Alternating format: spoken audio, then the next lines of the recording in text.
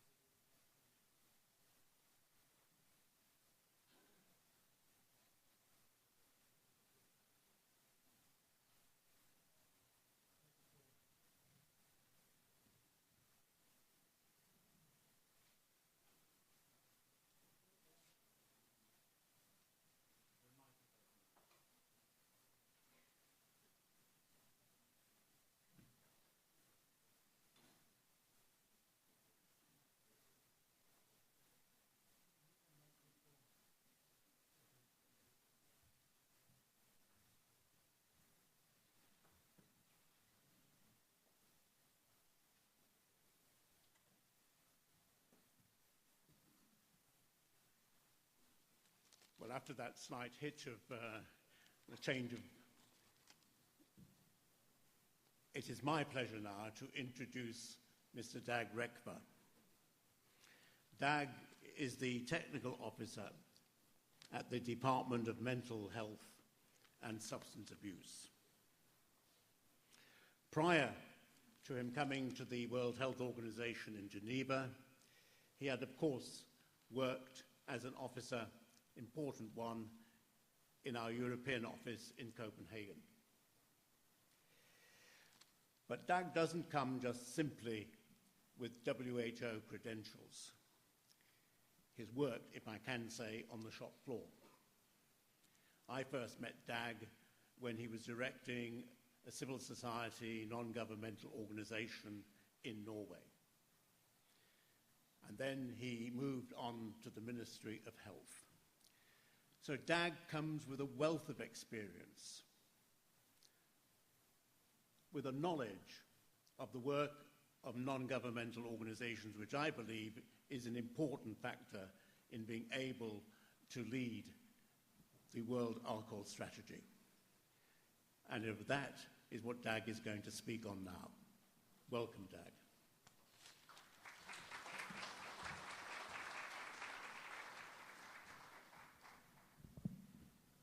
Thank you, Derek, Dr. Moon, co-hosts, colleagues, and friends.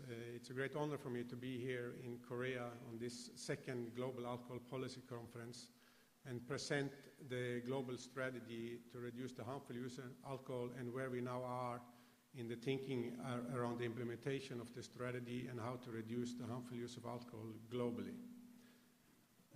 The presentation is a little bit long, and because of time, I will rush through quickly some of the slides, so don't get too confused. First of all, we need to stop a little bit with what is meant by harmful use of alcohol. And those of you who have been part of the deliberations and discourse in Geneva knows that this is a combination of a political compromise and a technical concept. And it even competes with another technical concept of harmful use of alcohol in the ICD-10. But as it is defined in the global strategy, it's important to keep in mind always when people confront you with that you should only focus on the harmful effects of alcohol.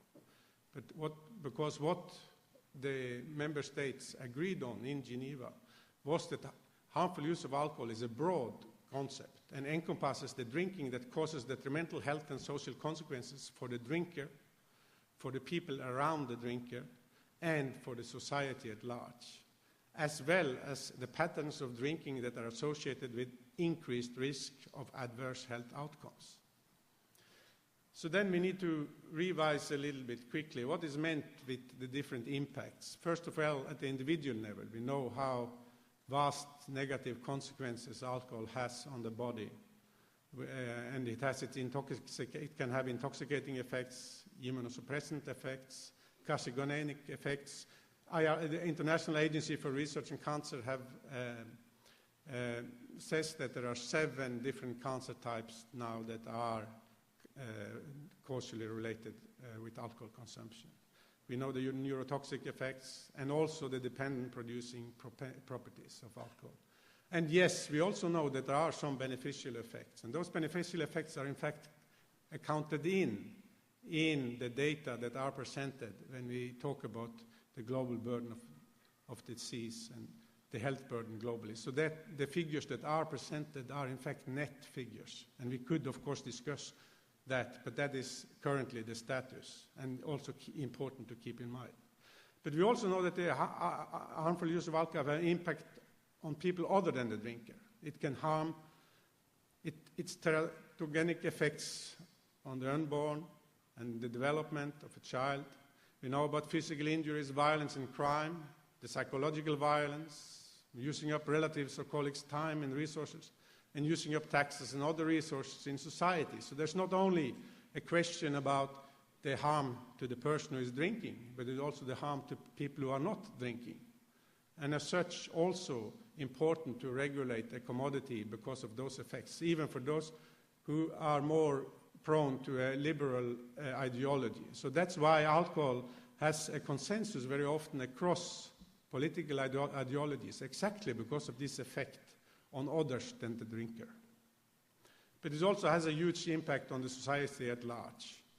And these are the current estimates from WHO, health estimates, and they are fairly old. Some of you are probably wondering why I'm presenting this data and not the new data that are presented in Lancet. Unfortunately, I think that is important to keep in mind in the future when we are reporting on the global burden of disease and the WHO health estimates, that there are in fact 2 different tracks now.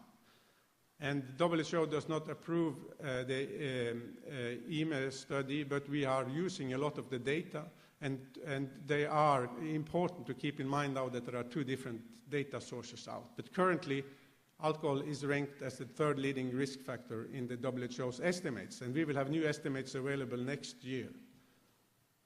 So it has an effect on the individual, it has an effect on those that do not drink but are touched by the harm from a drinker, and it touches the society at large.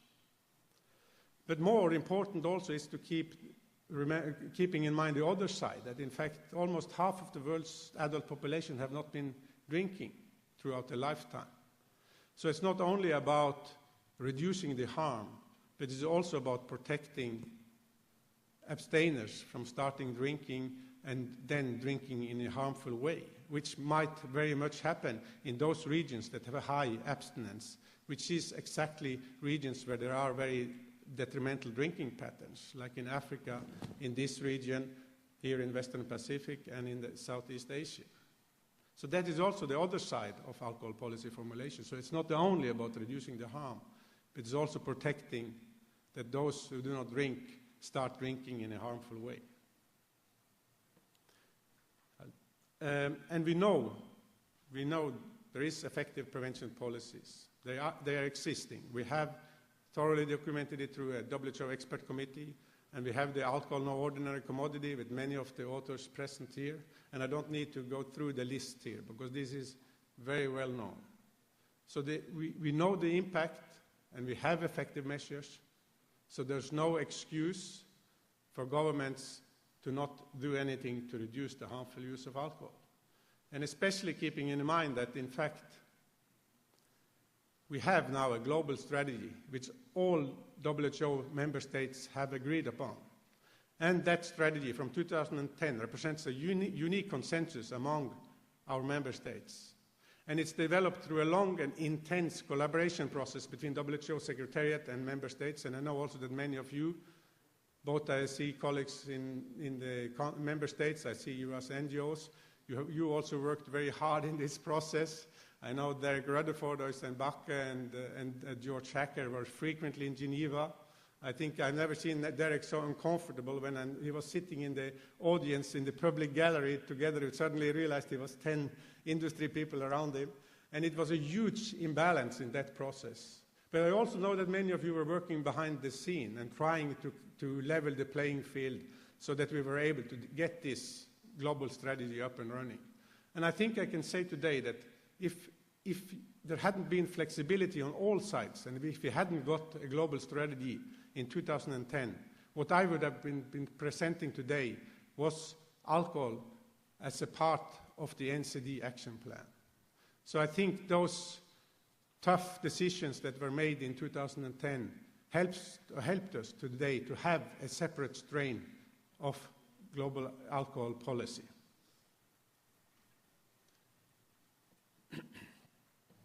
And in the global strategy, again, having been misrepresented many times, it's important to focus on the fact that to reduce the harmful use of alcohol, we have to focus at the global, regional, and national level on the level of alcohol consumption, the pattern of alcohol consumption, the context of alcohol consumption, and the wider social determinants of health. This is not only about the individual drinker who are drinking in a harmful way and is destroying the fun for the rest of us. This is a broad approach that we need to have. And special attention needs to be given to reduce the harm to people other than the drinker and to populations that are at particular risk from harmful use of alcohol. And in the strategy, there are 10 areas that are a kind of benchmark for governments to build the strategy upon. They are known for many of you, and I won't go into detail on them. They are available in the global strategy, and I encourage you to read the global strategy. And also at the same time, there are 4 priority areas for global action in the strategy. And we are working hard, the fewer and fewer of us, in Geneva and in the regional offices. When the global strategy was endorsed in 2010, we were 5.5 staff at the global level to work on alcohol and illicit drugs worldwide. Today, we are 3.5 persons, 3 years into the global strategy. But we have an infrastructure through our counterparts in the countries. And we are actively collaborating with NGOs, and this is one example of that. We were co-hosting the Global Alcohol Conference in Bangkok, and we are co-sponsoring this conference here in Seoul. We are going to produce a series of policy briefs and fact sheets, and we really are strengthening the links with related areas like NCDs, non-communicable diseases, mental health, injury, violence, and communicable diseases. And we are continued consultation and meetings, and also with some collaboration with NGOs, professional associations, and intergovernmental organizations, and we are also continuing our interaction with the economic operators. And the civil society, I could say a lot about the civil society and the importance of the civil society. And I could start mentioning organizations, but I will stop with that and say that you are extremely important to secure the continued constructive implementation of the global strategy. I know that many of you are focusing on the economic operators and the alcohol industry, and we heard many mentioning about that in the opening session. We also have to respect a democratic process in WHO, and that our member states and the governing bodies have said that there needs to be a dialogue with the alcohol industry. There needs to be an interaction with them, and then we need to see what kind of contributions they can do to achieving the objectives of the global strategy. But at the same time, we really have to address the conflict of interests. And there are many ways of addressing the conflict of interests. I think for alcohol, it's clear that we have always to lift up that alcohol is a psychoactive and toxic substance with dependence-producing properties. And that is very special in relation to public health and how we then relate with those who are supplying this psychoactive substance. We know that its harmful use contributes significantly to the global burden of disease, and current available evidence indicates that the most effective interventions to reduce the alcohol attributable burden are those that are most intrusive on trade in alcoholic beverages. And this warrants considerable caution when it comes to any public health interaction with private sector actors that have a commercial interest in the sales of alcoholic beverages, with profits depend sometimes considerably by people seeking for the psychoactive and intoxicating properties of alcohol, or by people who are alcohol dependent. But at the same time, the zeitgeist and the time we are living in can't exclude producers of legal commodities if they want to contribute to reducing potential damage of use or misuse of their products. And this is the dilemma the WHO is in now. And it's not only with alcohol. It's a huge process in WHO now. Well, first I should probably say that to make, if some of you are in doubt, that the interaction between the WHO Secretariat and the alcohol industry has been limited to necessary information sharing, dialogue and consultations on ways that they could contribute to reducing the harmful use of alcohol without any engagement implying partnership or collaboration. And the alcohol industry has never been directly engaged in the WHO process of alcohol strategy or policy development or implementation. And if member states ask us for our views on that, we say that this is how we as a secretariat have been producing the strategy, and we think this is a good model also for how it should be done in member states. But member states have different views on this, and we have to respect that. More importantly now is that there is a process in WHO with non-state actors, and there are some big questions that the organization is facing. How can WHO work with the wide range of non-state actors that currently have a significant role in global health in ways that benefits population health, advances WHO's objectives, contribute to better health governance, and at the same time protect the organization's decision-making policy process and the normative work from any vested interest? And this will be in the Executive Board discussion in January and in the Health Assembly in May, and will most likely influence the organization's relations to non-state actors for years to come. And I just want to highlight that currently there will be an informal consultation with member states and non-state actors next week. And the consultation will inform the drafting of the reform proposal to be submitted to the Executive Board. The consultation is open to member states, they have been invited, but is also open to non-state actors who may want to participate, either in WHO in Geneva or virtually via WebEx, via internet. But if you want to participate in that, you have to send a request by 10th of October, and then it will be considered if you can participate in this. And this is an important process. We also do a lot of technical support and capacity building. I won't go through all the things we are doing currently. We have developed a portal on alcohol and health. And in fact, that portal is now live in 4 countries and can be implemented in other countries also, but we are holding back a little bit because we want to evaluate the impact of this portal, which also includes an online tool for self-help. We are doing a lot of production and dissemination of knowledge. The WHO Research Initiative, we have a protocol on the FASD. We have also a harm to others study going on in collaboration with Thai Health, and there will be a presentation later. If I leave some time, I will speed up even more, because that's an important project. And we are also doing it on HIV/AIDS, and we hope to do it on implementation of alcohol policies in low and resource countries. We are producing new estimates, as I said, next year. And we have done the global survey on alcohol and health. We have a global information system. I encourage you to go and visit that. It has a lot of information. Next year it will be updated with even more information. And the global status report is a kind of key publication for us now, referral for the global alcohol consumption, consequences and policy responses. And next edition is planned for the second trimester in 2014. And resource mobilization is a big issue for us. We are safe this biennium, that is throughout the year. Next biennium, we are very uncertain if we are even fewer staff in Geneva. But more importantly, I think, to finalize my presentation, it's important to lift outside of alcohol and realize that overall improvement in mortality across the world has been huge the last years, but it's stagnating in Eastern Europe and parts of sub-Saharan Africa. And large declines in child mortality in the burden for its key risk factors is leading to the share of diseases from non-communicable diseases and the risk factors linked to that. And that is important. So it's not only that NCDs are increasing, but the other diseases are decreasing, which gives a double effect to NCDs.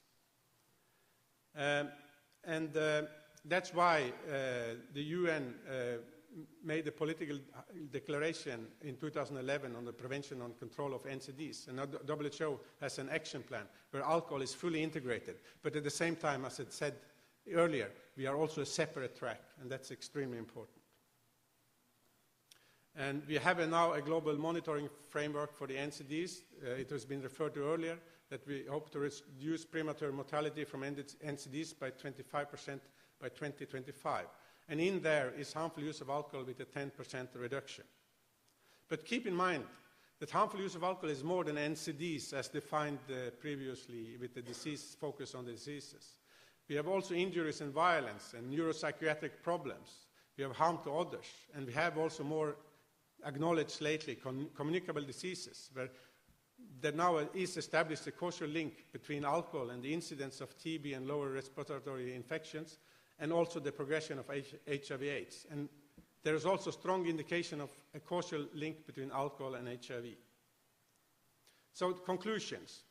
The scope and magnitude of harmful use of alcohol requires increased attention at all levels, and effective countermeasures are available. There's no longer any excuses not to do anything. The adoption of the global strategy was a huge achievement, and it's reinforced by the UN Political Declaration on NCDs and WHO NCD Action Plan. Structures and processes for implementation, monitoring, and surveillance of the strategy have been firmly established. Implementation at country level is key, and current available activities focus on technical tools, training, research, and resource mobilization. The process with WHO's engagement with non-state actors is crucial, and as is the whole entire WHO reform. And I really encourage you to try to look at what is happening in WHO now. It's already been going on for several years, and this will change the whole way the WHO is working. But the resources available are not corresponding to the demand for support and the magnitude of the problem. Conclusion 2.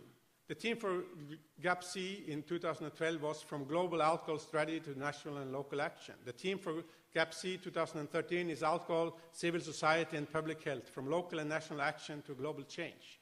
And I think it should probably not be needed to say, but these are not sequential themes. These are perfectly complementary themes. And the global alcohol strategy contains many elements who can be used in continuation of both these themes.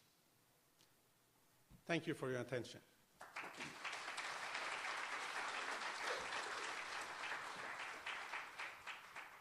No, I don't think this is...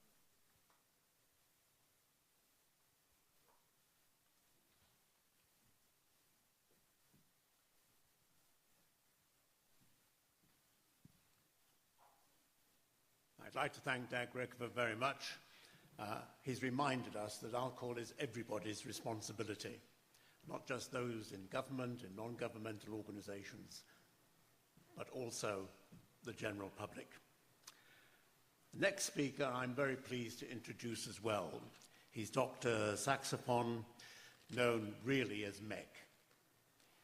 He likes to be known as Mek. He is very much a leader in this field. And those of us who have seen him at work at the World Health Assembly as a representative of his country at the time know how much we owe to this man for the incredible work that he did behind the scenes in order for us to have a successful strategy. He's not only a medical doctor, but he's a practitioner and the one who really does it. And Thailand should be proud of this man. And so I'm pleased that he is here today to talk about harm to others.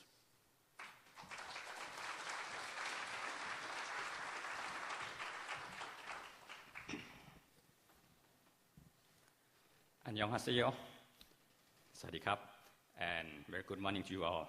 It's my great honor to be here, and I'd like to thank the Secretariat and our Korean colleagues for their hard work to make this wonderful conference happen in this lively city of Seoul.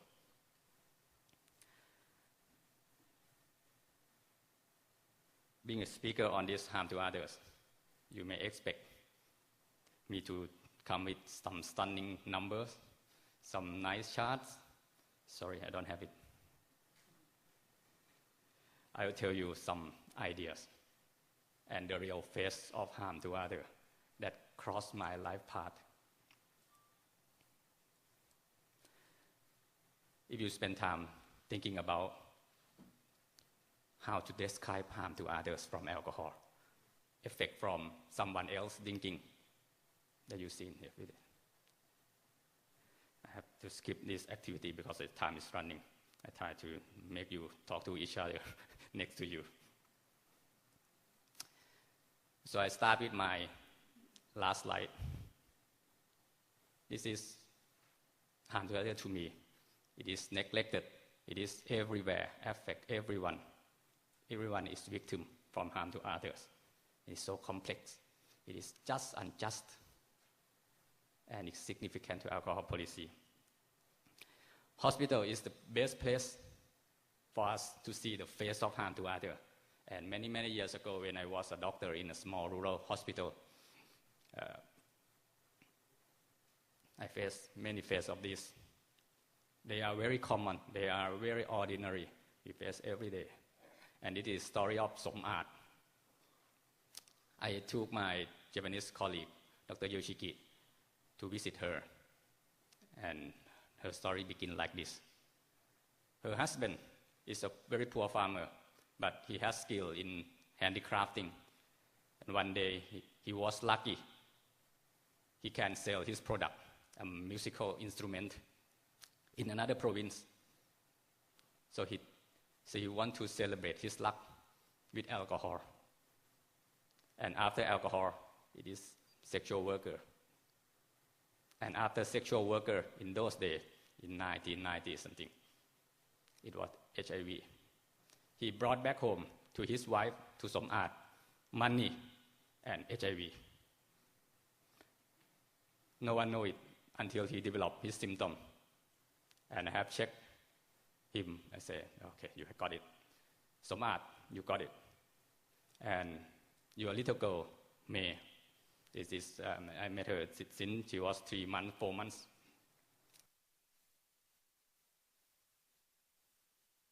To tell May got it or not.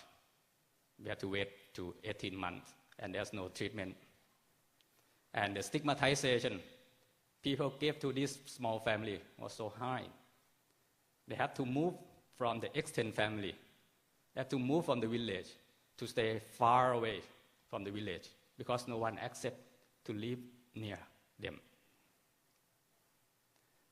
The father died, said to me, "Doctor, I wish I could not sell my product. If I don't have money, I don't drink, and the story would end like this."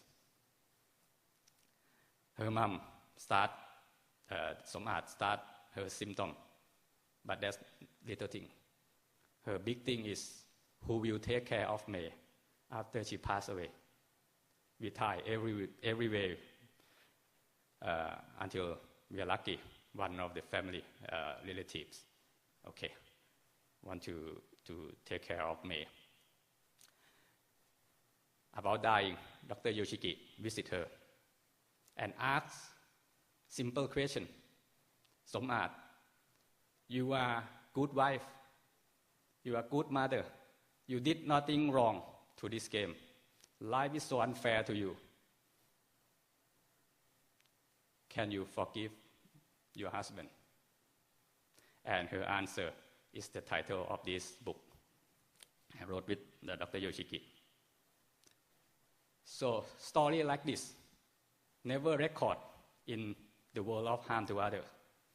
We tend to focus on only the minority part of it. Harm to others is neglected in research world, in record world, hospital, police. It is ignored.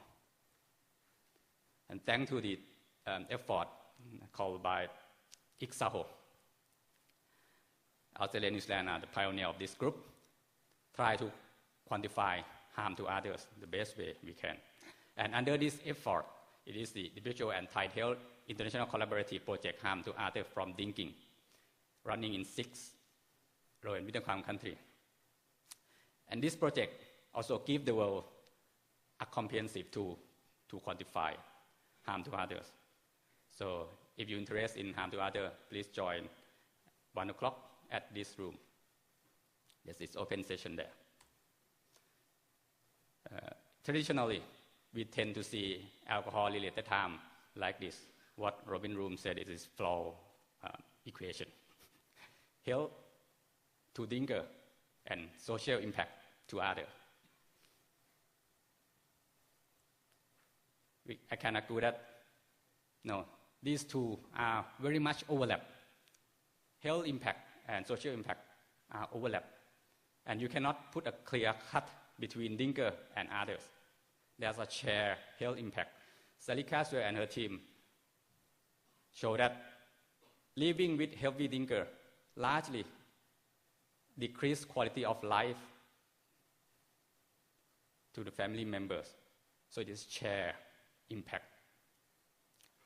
Just like you have an Alzheimer patient in your house. And talking about harm to others, I put it in this diagram. We tend to focus only in this window. This is what we recognize harm to others. It's short term, and it's affect to individual that you can physically identify them. Oh, this man, this is some art. This is drink driving, this is domestic violence. But this is the minority of the whole panoramic picture of harm to others. There's long-term effect that is difficult to quantify, because just like ghosts, you know that it exists, but you don't know how big it is, what it looks like. Poverty, opportunity cost to the family, to the society. Social safety is the collective impact we all face. We cannot escape from this one. I talk about inequity, moral, and then it's also collective impact. When someone drinking and make accident, you have to change the way you go to work. You stop going to somewhere because there's some problem there. So they are not very well documented.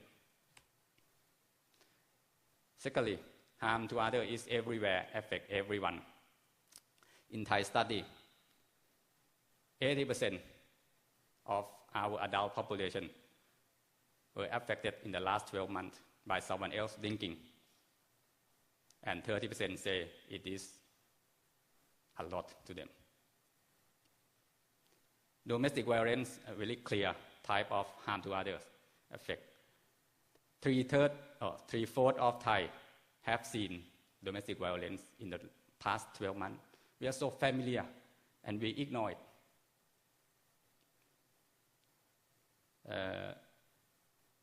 Many years ago, we done a social cost of alcohol problem in Thai society, and we come up with this figure. Forget the number. We can loudly say that if the drinker spend $3, so this is round figure.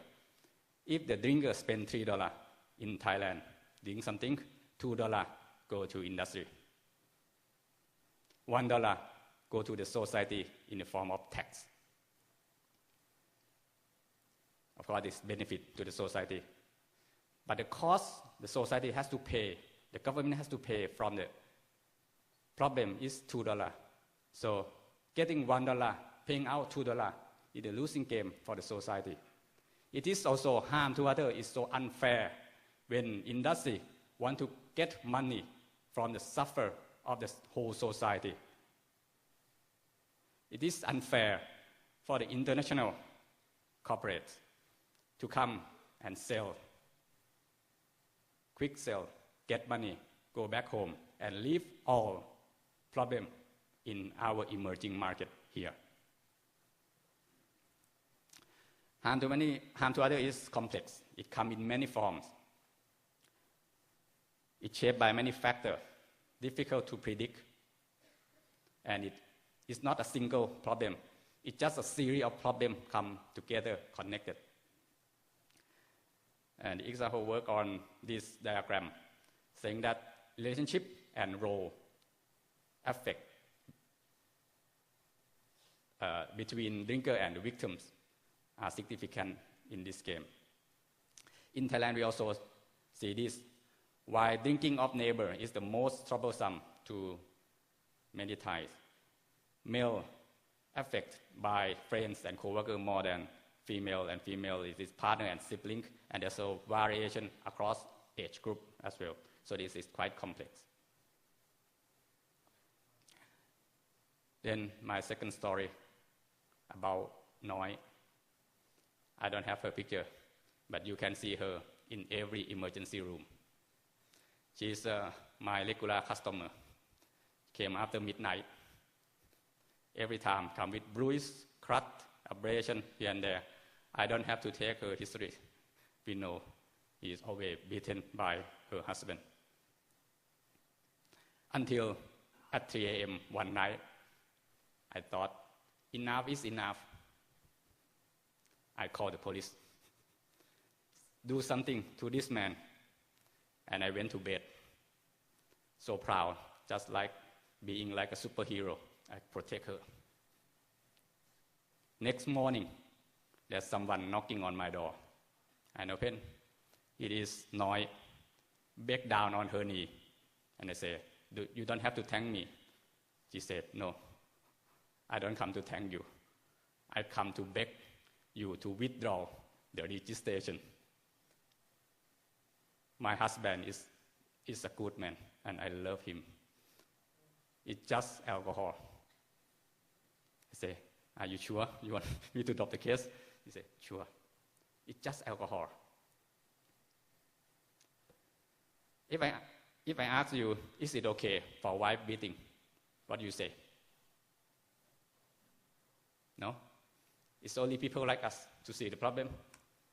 This is the data from UNICEF a few years ago in saying that wife beating is okay to the wife of many countries, and very high figure for the kids, for the teenager. So social climate, how we think about harm to others, is very important. If we want to address harm to others from alcohol, we have to address social attitude. And my last story about this little boy.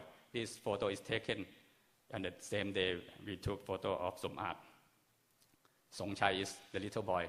I know him since he was 4 years old. The little boy, lovely boy. At 2 years old, his father passed away from drink driving. The father drank, drove, and dead.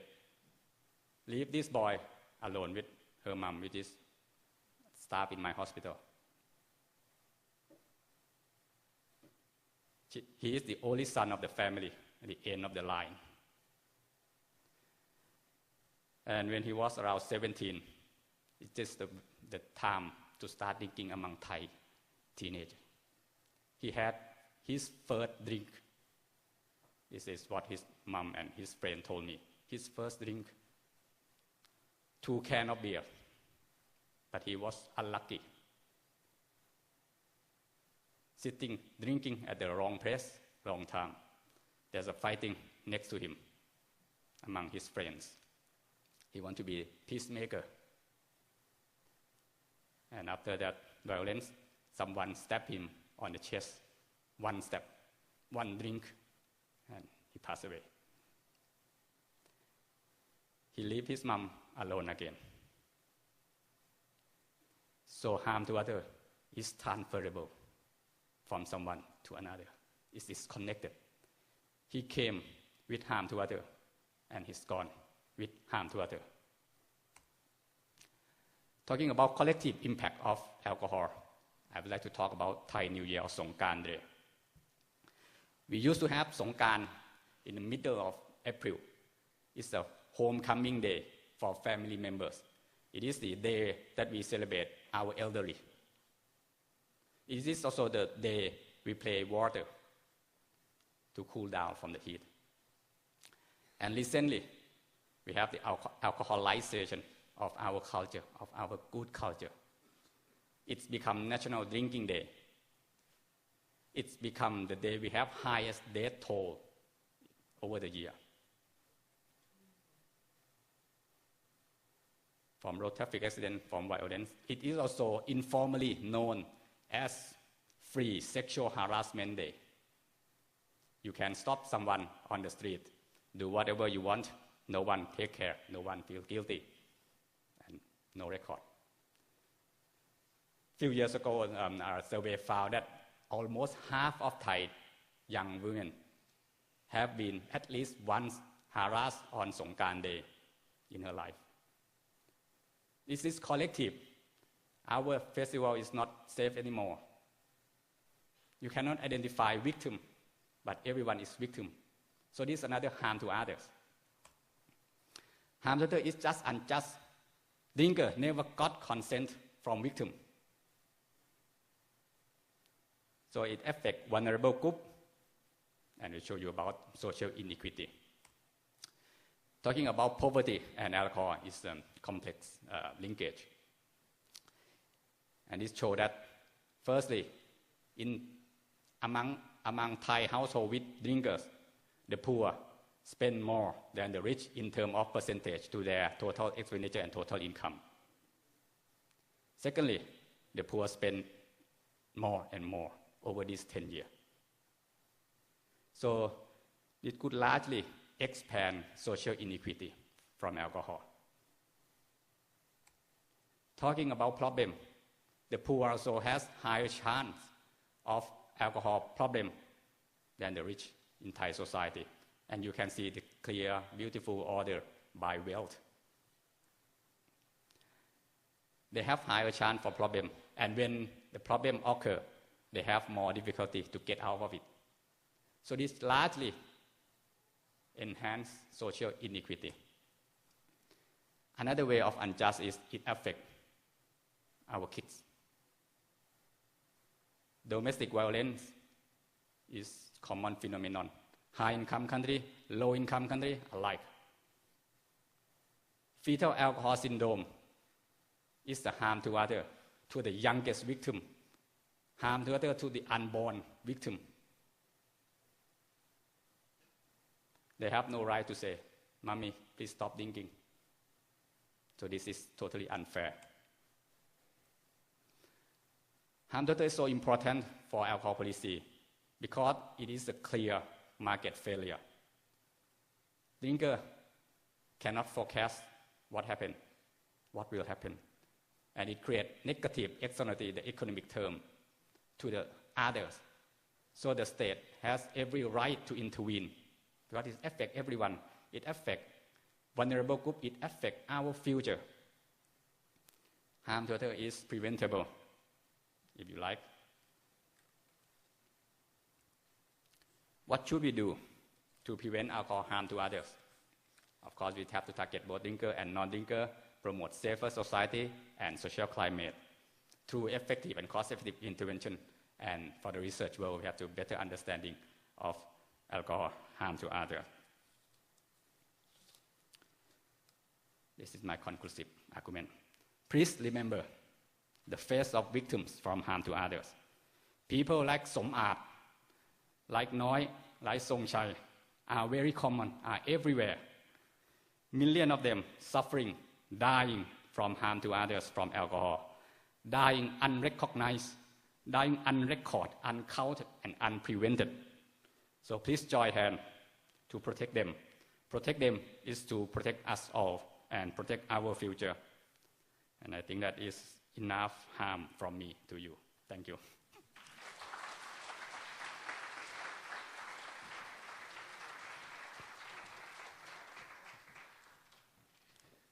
I'm sure we would all like to thank MEC for bringing home the reality of what we are about these few days. We have the statistics, but MEC has painted the human story. And it is the human story that we are concerned with in the next few days. I'd like to thank both our speakers, but I think Meg has reminded us, as well as Dag, that we really have to redefine what we're fighting. We have to redefine the debate. And as Meg was speaking, I was reminded of the evidence which the Royal College of Physicians gave to the United Kingdom House of Commons Select Committee on Health a few years ago. They had this to say to our parliamentarians in England, in the United Kingdom, I can say. The passive effects of alcohol misuse are catastrophic. Alcohol affects more innocent victims than smoking. And some of you have heard me say before, I was for 40 years a lay magistrate in the United Kingdom. I never came across a tobacco-related crime. I came across plenty of alcohol-related crime. That's the picture that we have. It's 10:30, no time for questions, but I think we have the debate set before us. Thank you.